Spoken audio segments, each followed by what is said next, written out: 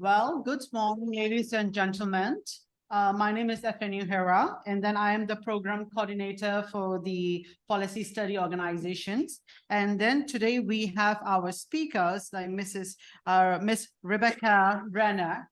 So, Miss Rebecca Brenner, so I would love to hand over you the panel. So please kindly introduce yourself and then start the presentation. Hello and welcome. Thank you for joining my session. My name is Rebecca Morgenstern Brenner. I'm at Cornell University in the Brooks School of Public Policy. I'm a senior lecturer here and I teach courses on disasters, community vulnerability, environmental justice, project management, and a few other courses. And today I'm going to focus on how can we understand the vulnerabilities communities face to climate change related disasters, and how can we invest in equitably building resilience within those communities. My email is up on here. If you have any questions, please reach out.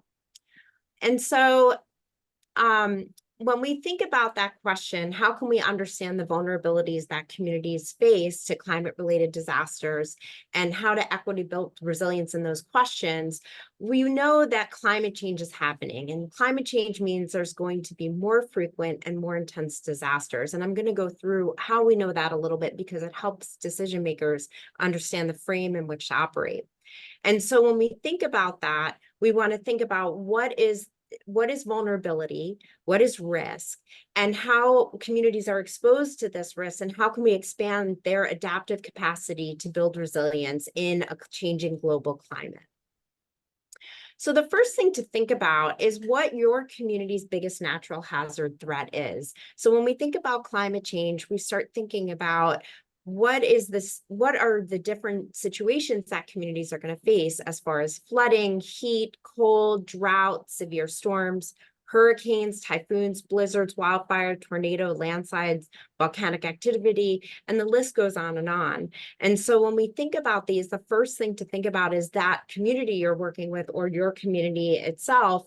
What is the biggest natural hazard threat that that community is going to face? And what are potential other threats that can be facing? And then we also want to think about what makes communities vulnerable. When we think about natural hazards, we can have natural hazards all over the world, but they become a disaster when it impacts the vulnerabilities of people in an area or region.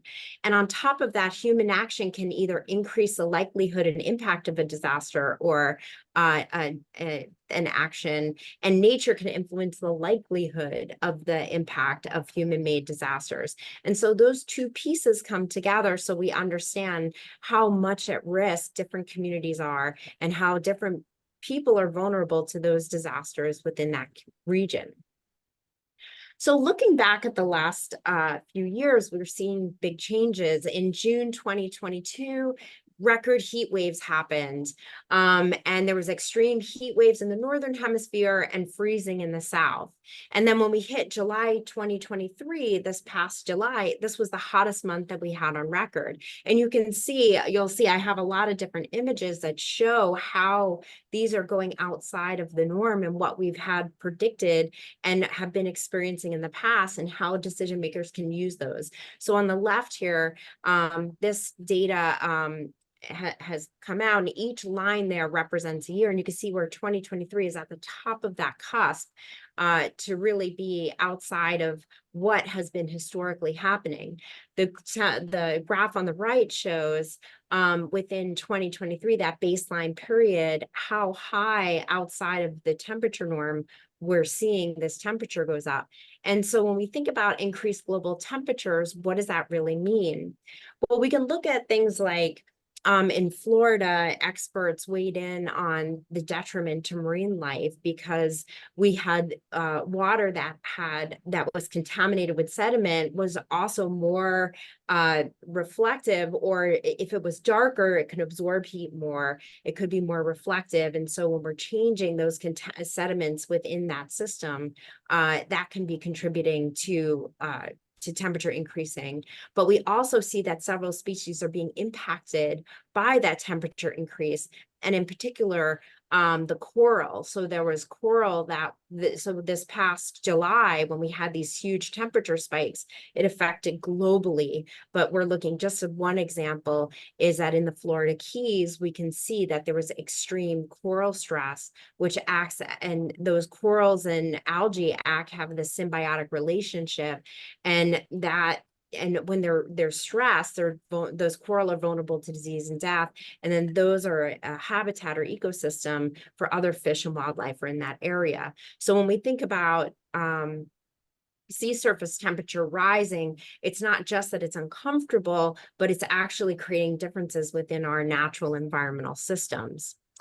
And we've seen this great warming, and what I'm going to run while I'm talking a little bit in the background, and I think you can see, so what you see at the top, this is data came out of Berkeley Earth Lab. And what it's showing are different cities all over the world. And if the blue shows that it's a little bit cold, a little bit below the norm, and red we're going to see go above the norm, and you could see the year at the top. So right now it's 1897. Now is the year 1900, and you can see there's a general swing of it's a little cold, it's a little warm, going in and out. And this is what we've been working with between 1850 and 2020, which is when the data is responding. And you can see now it's 1934, 1938, 1940. You can see that there's a little bit more extremes, but generally it's swinging a little warm, a little cold. We can see that these temperatures are happening all over the world, and it's been consistent for a very, very long time. Now we're moving into the 70s and 80s, and we see that the temperature is still getting a little bit warmer and a little more extreme, where now we're starting to see in the year 2000 some darker golds and reds, and you can see the dark red is 3 degrees Celsius above. And here's 2017, 2018, 2019, and 2020, where we see that now cities all over the world are starting to really be warming up, and we haven't seen that trend for quite some time. So what do we do with this information? Well, first, let's go back to a little bit more science. And when we think about temperature, we think about rising shifts in temperature and precipitation. And what those indicate are biomes. And so what we see on the left here is from low to high rainfall or precipitation, where on the left, near the axis, it's really low rainfall, really dry, and then high temperature down here and low at the top. And so what we get down in the lower right-hand corner is desert situations where it's low precipitation and very high temperature. And then up here is very low temperature and low precipitation, like we see in the tundras. But when we have changes in precipitation, you can see this map on the right that aligns. So you can see this purple is up here, and we have deciduous forests, we have mountain zones. When we have shifts in temperature and precipitation, that changes the different biomes and what can hold different life and spans. And so if we look at this in another view, when we think about changes in temperature and precipitation, we look at tropical forests, savanna, desert, grassland, and what animals and plant life can grow in those areas. They can't shift quite as quickly as we saw shifts in those shifting temperatures that I showed you with that monitor. And so keeping in the back of our mind, when we think about changes in temperature and changes in precipitation, that's changes in the biomes and what's living where on Earth, and that's happening very fast. And how does that translate to disasters? Well, this comes from a report from the UN Office of Disaster Risk Reduction. And what you see on the top line there is 1980 to 1999. So essentially 1990 to 2000. So a 20-year period, number of droughts, earthquakes, extreme temperatures, flood, landslide, land movements, storms, and volcanic activity. And then you can see 2000 to 2020, and we see a big rise in the total number of major events. So this is showing that for flood events in that 20-year period, there were 1,389. And then in the 2000 to 2020 period, we see 3,254. And the same with storm activities, almost doubling. And we see these different events by type. When we think about it that in percentages in the number of disasters, we can see that floods are really on the rise, that we have a lot more floods and other type of events, floods, storms, earthquakes.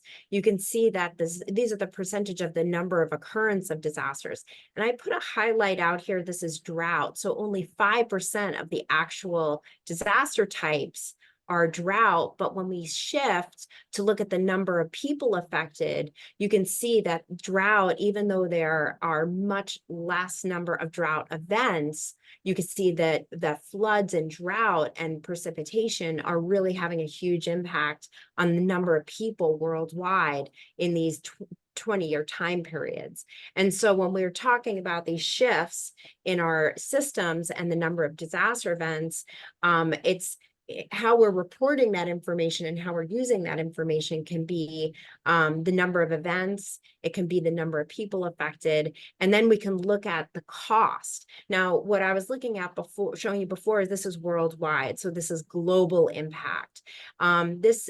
This now shows the US billion-dollar disasters event. So this is the number of events that happened that cost above $1 billion and affected communities in that range. And so we can see all these different types, but what's interesting as well is that you can see these lines, and these are different events that have happened over the years, but since 2018, except for 2011 was an extreme, had a very expensive number of events because of a few particular events.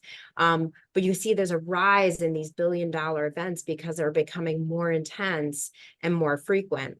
And so when we think about disasters, we think about them as threat multipliers. So it's not just that we're having these billion-dollar events globally, and we're having these events globally that are affecting billions of people, and they're having huge impacts on the economics of our systems, but they're also threat multipliers because they exacerbate other challenges that our communities are facing. And when we think about disasters and when decision makers are approaching disasters, we have to think about other things like resources, conflict, economic impacts, infectious diseases, and coming out of the and transitioning through the COVID pandemic, we could see that that really drove how people could evacuate and couldn't evacuate. And so when we think about these global pressures increasing, it's not just a matter of that a community has the disaster, but that these are threat multipliers, and climate change is exacerbating what different communities are facing,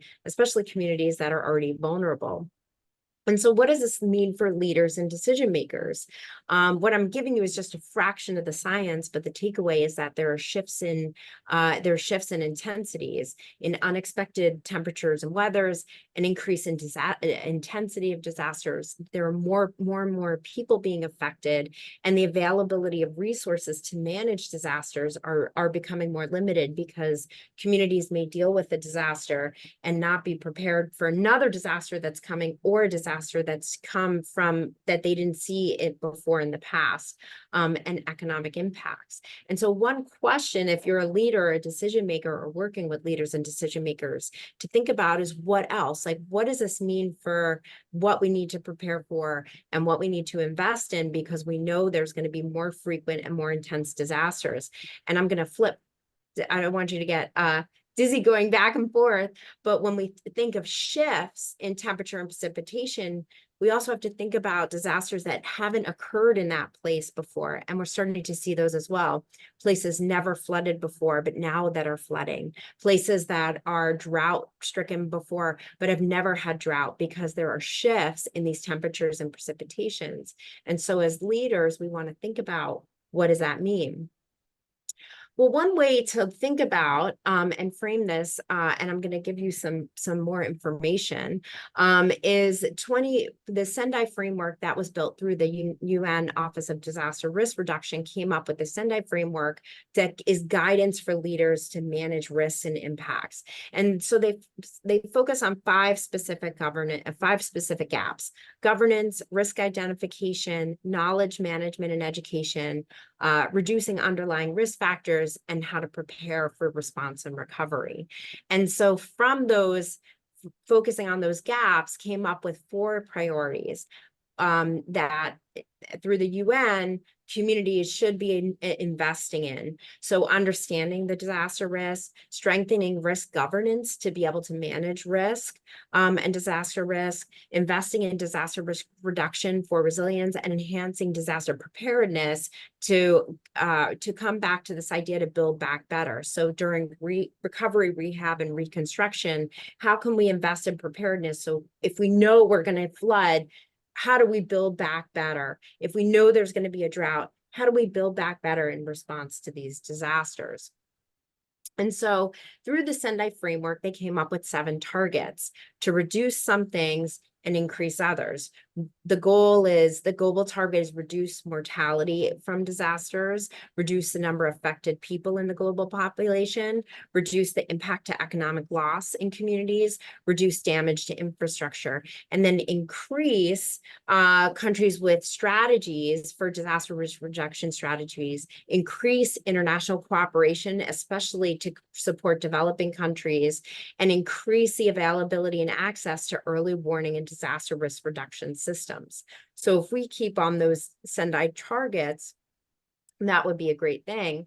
I will share, there's a link here where through the Sendai framework, there's a monitoring system with the total number of countries participating in how those 7 targets are being monitored: the mortality, people affected, economic loss, critical infrastructure. And so that's a great tool that's out there to see how other countries are monitoring and investing in those strategies.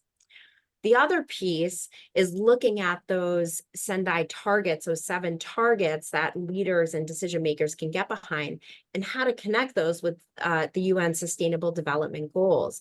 And so you may remember that the UN set out these 17 SDGs, or Sustainable Development Goals, to have a more equitable future. So that's reducing, and that's what these images are: reducing poverty, reducing hunger, how improving health, investing in education, gender equality, clean water sanitation, clean energy targets, investing in jobs, investing in innovation, reducing inequalities, investing in sustainable development, international cooperation, protecting the planet, investing in clean water, investing in cleaner land, peace and justice, and partnerships for all these goals. And if we're a leader, one of the things we can do is know that we have these 7 targets that we're trying to align with, and looking at the SDGs, the Sustainable Development Goals, and having that guide some of the decisions and planning that are going behind reducing risk reduction, especially for the most vulnerable people within the community. And so this is another way to look at it. Here's when we look at these SDG targets, you can see all of these are 2015 to 2030. And so the idea was, when the Sendai framework was put into place with these 4 priorities, they were built in 2015 and adopted. And then all countries would get behind these until 2030 to see how we can invest in these targets. Well, 2030 comes right about here. And here's where we are right now. So here's 2022, and the International Panel for Climate Change put out recent reports. I'm sure many of you are aware that in Dubai right now, COP28 is undergoing, where there's lots of negotiations, and there's a lot of interesting conversations about loss and investing in those policy changes. Well, here's where we are in 2022. Now, if we make changes now to limit our global warming, and do everything we possibly can and keep warming limited to 1.5 degrees, that's that green line that we can go up here. If we wait until 2030 to make some of those changes, you can see that puts us on some paths where some of the temperature changes are already having big impacts to reduce adaptation limits and what our capacity to do is. And so really what this is telling us is that if this is our situation and we're investing in these SDGs, we have to do this right now, because if we wait until 2030 to get a lot of these in place, we're already starting down a road where it's very hard, especially for those vulnerable populations, to be able to engage. And so our window of opportunity is closing. We need to make changes now. And how this translates when we think about if our temperature and our global warming happens to 1.5 degrees versus 2, 3, and 4 degrees, you can see changes. Up here is the hottest annual temperature change. So right now we're seeing the hottest global temperatures, and we see these impacts on our systems. And this is also looking at moisture change and precipitation change. That's only going to get more and more exacerbated by what we saw this past July. And so if we know that this is coming, and as leaders and decision makers, we're investing in some of the solutions to be preemptive about what those changes are, that would be really, really important. I'm going to just move ahead a little bit to think about what our adaptation and mitigations actions have. And what this is showing is different energy systems, urban infrastructure, land, ocean, society, and industry, and what those different targets are through the SDG. And those are really great because they're different policies and things that different communities can get behind and think about what our adaptive capacity is between all those different systems that we can invest in. And so that all makes me think, what are the key questions that communities can be asking to prepare for these more frequent and more intense disasters? I'm just checking my time. How can we prepare for disasters with changing climate? What are longer and short-term responses? And how can we learn from a disaster? So once we have a disaster, what we can invest in to do that, and what we can understand underlying vulnerabilities within communities. And so I'm going to jump ahead for just a second, because when we think about our disasters and our mitigation strategies, when we have an event, we can have this event happen, right? We have this disaster event, and then we're in this moment of response. We recover, and then we start to build mitigation. And that's our moment where we can have adaptive strategies and invest in mitigation so that we can then prepare for the next event. What happens is right during an event, we can't really make these adaptive changes because we're dealing with what the disaster event is right in front of us. And when we're in the middle of a response is not necessarily when we can do that, but during the mitigation we can invest in different adaptive capacities to go about changes in our future. And so when we think about our resilience, and really our resilience is how much a system can change and then remain within the set of natural desirable states. Like how resilience is really a system's ability to bounce back to a reference state after there's been a disturbance, or a capacity of a system, and what's the capacity of a system to maintain those structure and functions despite a disturbance. And so when we think about our systems, investing in the resilience of our system, that's our ability to bounce back to a reference state and determining what that reference state is, and then also that capacity of that system to maintain structure and function despite a disturbance. And so as a decision maker, do you maintain that reference state or deliberately change that structure into something else? And thinking when we're in that state of mitigation and adaptive capacity, do we want to put everything back exactly how it was, or do we want to change that system so that it can be a little bit more adaptive to future events? Now, I'm out of time, and I know I'm out of time. But I want to think about and put the question out there of how does this translate into policy and action? And so thinking about what tools and perspectives and policies you can initiate to implement within your communities, and thinking about investing in what those different conversations can be with people within your community, making sure that you're including everybody within your community, not just people who can have and feel empowered to show up at a public meeting, or people you're always in touch with, but all the different people within your community who are vulnerable to different disasters, and how we can have those conversations. And so I know I'm out of time, although I wish I could stay longer, but thank you so much. Again, my name's Rebecca Morgenstern-Brenner. I'm at the Brooks School of Public Policy at Cornell University. I put my email up there and a link to my page, but please email me if you have questions or would like to have a conversation in the future. So thank you so much. And thank you for the conference for hosting me. Sure, Dr. Rebecca, and I want to express my sincere gratitude to your compelling presentation on the understanding vulnerability in the communities facing climate change related disasters and equitably like building resilience, right? Your insight into this critical topic were not only informative, but also like deeply like thought-provoking. So thank you for sharing your expertise and focusing a greater understanding to this issue at hand. And I believe that we're going to end our presentations right here.